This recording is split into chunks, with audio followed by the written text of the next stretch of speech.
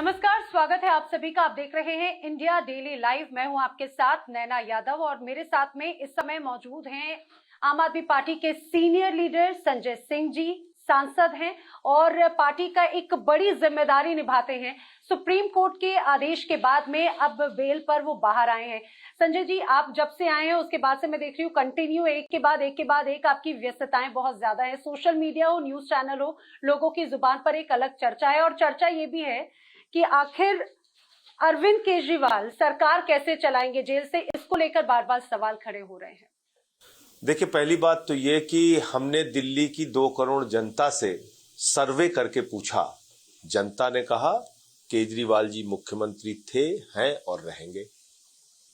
हमने विधानसभा के अंदर बहुमत हासिल किया और दिल्ली के 2 करोड़ लोगों के लिए काम करने वाले सबसे लोकप्रिय मुख्यमंत्री, और मैं कहूंगा हिंदुस्तान के सबसे लोकप्रिय मुख्यमंत्री, ऐसे मुख्यमंत्री जिसके बारे में दुनिया उदाहरण देती है, जिन्होंने शिक्षा के क्षेत्र में, स्वास्थ्य के क्षेत्र में, बिजली पानी के क्षेत्र में, माताओं बहनों के लिए बस की फ्री यात्रा हो या बुजुर्गों की तीर्थ यात्रा हो, इतने सारे काम किए। दिल्ली के 2 करोड़ लोग चाहते हैं वो दिल्ली के मुख्यमंत्री रहे। अब आपका सवाल है जेल से सरकार कैसे चलेगी? मैं 6 महीने जेल में रह के आया हूं, मैं आपको सारे नियम बता सकता हूं। जेल से असीमित चिट्ठियां लिखने का अधिकार है। जेल से कोई भी गोपनीय पत्र आप लिखते हैं तो सील्ड कवर लेटर में सुपरिंटेंडेंट की मौजूदगी में वो पत्र वापस चला जाता है जहां पर उस पत्र को जाना होता है। मैंने भारत के उपराष्ट्रपति को, एलजी से तो बहुत बड़े हैं उपराष्ट्रपति ना, मैंने भारत के महामहिम उपराष्ट्रपति जी को जेल से चिट्ठी लिखी थी, उसको सुपरिंटेंडेंट ने अटेस्ट किया था। स्टैंडिंग कमेटी जिसके साथ कोई भी पत्राचार गोपनीय होता है उसको कोई पढ़ देख नहीं सकता। सील्ड लेटर मेरे पास स्टैंडिंग कमेटी, पार्लियामेंट की स्टैंडिंग कमेटी का मेरे पास आया और सील्ड लेटर ही मेरे जवाब का गया सुपरिंटेंडेंट से पार्लियामेंट को। और एक बात और बताना चाहूंगा, इस दौरान जब हम कोर्ट गए, हमने कहा साहब हमें भरोसा नहीं है, हो सकता है जेल वाले बीच में इसको पढ़ लें चिट्ठी को, तो कोर्ट ने आदेश दिया जब जब स्टैंडिंग कमेटी बुलाएगी संजय सिंह को सुरक्षा में स्टैंडिंग कमेटी के सामने हाजिर होने का अधिकार है। ये मेरे मामले में आदेश है। केजरीवाल जी तो मुख्यमंत्री हैं, बहुत बड़ी पोस्ट में हैं जी। लेकिन एक बात ये आपने पूरे जेल मैनुअल का बताया। और एक उदाहरण और आपको देता हूं नैना जी, ये आपके दर्शकों को जानना बहुत जरूरी है, इसलिए 2 मिनट का समय दीजिए। सुब्रतो सहारा, इंटरनेट की सुविधा, फोन की सुविधा, मीटिंग की सुविधा, अंदर मीटिंग करने वालों को गाड़ी से जाने की सुविधा, ये अधिकार उनको थे। चंद्रा ब्रदर्स, उनको अधिकार थे। तो भैया दिल्ली के 2 करोड़ लोगों के मुख्यमंत्री हैं, उनको ऑफिस की सुविधा दे दो, सारी सुविधाएं उनको भी उपलब्ध। जब सुब्रतो सहारा को सुविधा मिल सकती है, अरविंद केजरीवाल जी को क्यों नहीं मिल सकती अपने सरकारी काम को करने के लिए? वो आज एक निर्वाचित मुख्यमंत्री हैं, उनको सुविधा मिलनी चाहिए। अब मैं ये पूछना चाह रही हूँ, जैसे आपने जेल मैनुअल के अनुसार तो बताया कि क्या नियम है, लेकिन आपको नहीं लगता कि ये दिल्ली की जनता ने जिस एक निष्पक्ष छवि के साथ में जिन नेताओं को चुना, आज एक एक करके सभी जो ये कहा जाए जो अपर लेयर है वो अभी सलाखों में है, आपको नहीं लगता कि ये कहीं ना कहीं वहां की जनता के साथ बेईमानी और एक अलग एग्जाम्पल सेटअप करने वाली बात है एकदम कि आरोप लगे, सजा हुई, सजा ठीक है, अभी तो कथित आरोप है, आरोप सिद्ध होने के बाद की प्रक्रिया बाद में है, आरोप लगे, जेल में गए, वहां से सरकार चलाना एक अलग एग्जाम्पल सेटअप करने की कोशिश है। कैसे करेंगे नैना जी, बताइए ना। जब एक सरकार लोकतंत्र को और निर्वाचित मुख्यमंत्रियों को जेल में डालने पर तुल गई है, हम क्या करें? कल को भगवंत मान जी पे फर्जी मुकदमा करो, उनका इस्तीफा लो। तो विजयन हो, स्टालिन हो, रेवंत रेड्डी जी हो, सिद्धारमैया जी हो, ममता बनर्जी जी हो, सब पे फर्जी मुकदमे करो, उठा के जेल में डालो, कह दो इस्तीफा दो। तो जनता के मैंडेट का क्या होगा? जो जनता ने 2 करोड़ लोगों ने अपने मुख्यमंत्री को चुना है उसका क्या होगा? तो हमें काम करने के लिए चुना है ना, हमें काम करने दीजिए। और आपने जो कहा बेईमानी जनता से बेईमानी वो होती है नैना जी, 1 साल से जल रहा है मणिपुर। एक फौजी की पत्नी को जिसने कहा मैंने कारगिल के युद्ध में अपना योगदान दिया था, उसकी पत्नी को निवस्त करके घुमाया गया और उसको माला पहना के कंधे पे बिठा के घूमते हैं भाजपाई। देश का गृह राज्य मंत्री का बेटा अजय मिश्रा तेनी और उसके बेटे ने 4 किसानों को कुचल के मार दिया, पूरे देश ने देखा। आज वो देश के गृह राज्य मंत्री हैं। ये बेईमानी नहीं है? खुलेआम जो दिख रही है कि शराब घोटाले में 55 करोड़ रुपए की रिश्वत शरद रेड्डी ने भारतीय जनता पार्टी को दिया, उस पर कार्रवाई नहीं होगी, उस पर कोई एलजी चिट्ठी आधार कोई सबूत इस तरह सबूत है ना।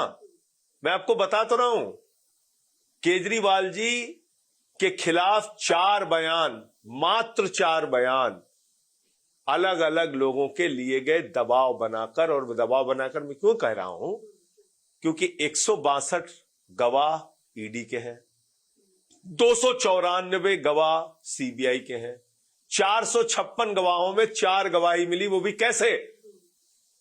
गिरफ्तारी पहली होती है किसकी? मंगुट्टा रेड्डी के बेटे राघव रेड्डी की। और उस गिरफ्तारी के बाद राघव रेड्डी रहता है पुलिस कस्टडी में 5 महीने के लिए, बीच में 6 बयान देता है, केजरीवाल जी का नाम नहीं लेता, और बाद में जैसे ही नाम ले लेता उसको बेल मिल जाती है। 12 बयान शरद रेड्डी के हैं, 10 बयान में नाम नहीं लेता, 12वें बयान में नाम ले लेता है, उसको बेल हो जाती है। तो जांच हो गई ना, तो उसमें जांच एजेंसीज वर्क कर रही है ना। तो आपने चिट्ठियां छिपा रखी है ना।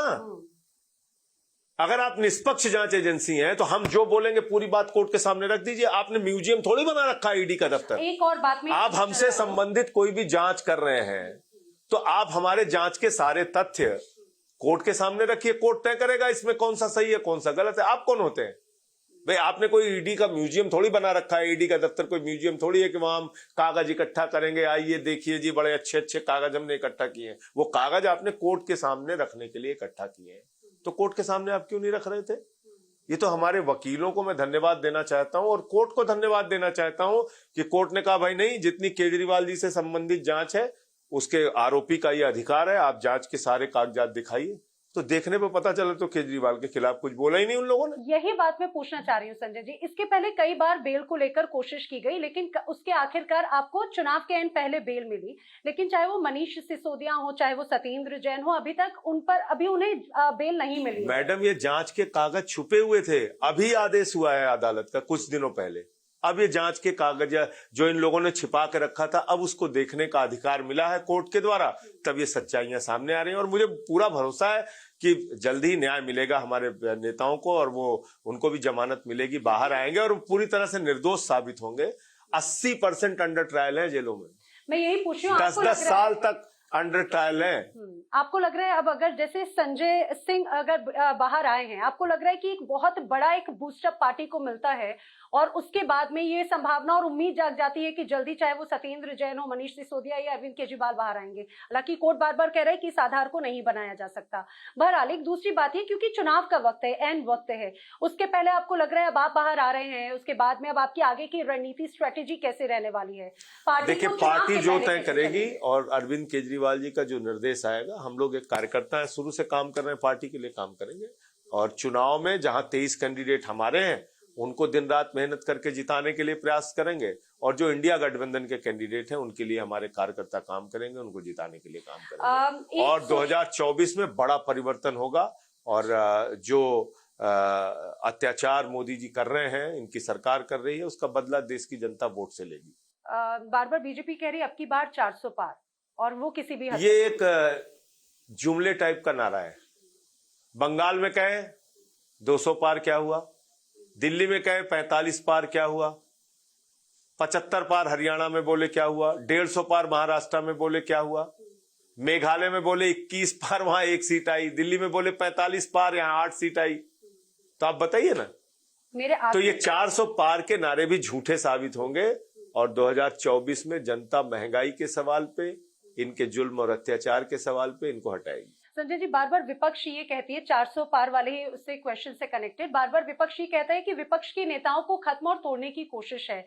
लगातार आम आदमी पार्टी के जो नेता हैं, आतिशी और बाकी भी नेता, उनका कहना है कि उन्हें अपने ऑफर दिए जा रहे हैं, लेकिन क्या ऑफर है, क्या सबूत है? ये सर्वविदित सत्य है, सबूत की कोई जरूरत ही नहीं, प्रत्यक्ष को कोई प्रमाण की जरूरत नहीं। अरुणाचल की सरकार किसने गिराई, उत्तरांचल की सरकार किसने गिराई, कर्नाटक की सरकार किसने गिराई, मध्य प्रदेश की सरकार किसने गिराई, गोवा की सरकार किसने जोड़ तोड़ करके बनाई, ये तो सर्वविदित सत्य है। तो इसमें छिपा क्या है? के नेता क्यों?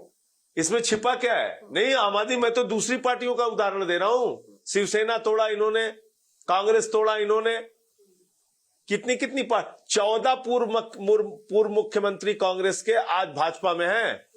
भाजपा मुक्त कांग्रेस बनाने, कांग्रेस मुक्त भाजपा बनाने आए थे, कांग्रेस युक्त भाजपा हो गई। अब देखिए वक्त की कमी है संजय जी, एक आखिरी सवाल का जवाब दे दीजिए। आप जैसे ही बाहर आए आपने एक नारा दिया, जेल के ताले टूटेंगे, सभी नेता छूटेंगे। इस पर, इस शैली और शब्दों पर बीजेपी सवाल खड़े करिए कि संजय सिंह कहना क्या चाहते हैं। जेल के ताले टूटेंगे, हमारे नेता छूटेंगे, ये तो आंदोलनों के नारे हैं भाई। नारा लगाने भी भाजपा ही रोक लगाने वाले हैं क्या? हमको तो लग रहा है कल का हंसी घोटाला है शुरू कर दें कि आप 10 मिनट से ज्यादा हंसे हैं, इसका हिसाब दीजिए। तो ये हम लोग लड़ने भिड़ने वाले लोग हैं, नारा लगाना जानते हैं, नारा लगाएंगे। चलिए, लेकिन बार बार वक्त कम है, सवाल बहुत ढेर सारे हैं, क्योंकि आंदोलनों की बात होती है कि आने वाले वक्त में भी सड़कों पर आंदोलन नजर आने वाला है। जब जरूरत पड़ेगी आंदोलन करेंगे हम लोग। चलिए, हमसे जुड़ने के लिए बहुत बहुत धन्यवाद। तो संजय सिंह को आप सुन रहे थे, उनका कहना है कि जो आरोप हैं वो आरोप तो एक तरफ हैं, लेकिन फिलहाल जांच भी जारी है और पार्टी को एक नई दिशा और एक नया बूस्टअप देते हुए जरूर संजय सिंह नजर आते हैं। फिलहाल तमाम खबरें आगे भी जारी हैं, आप देखते रहिए इंडिया डेली लाइव।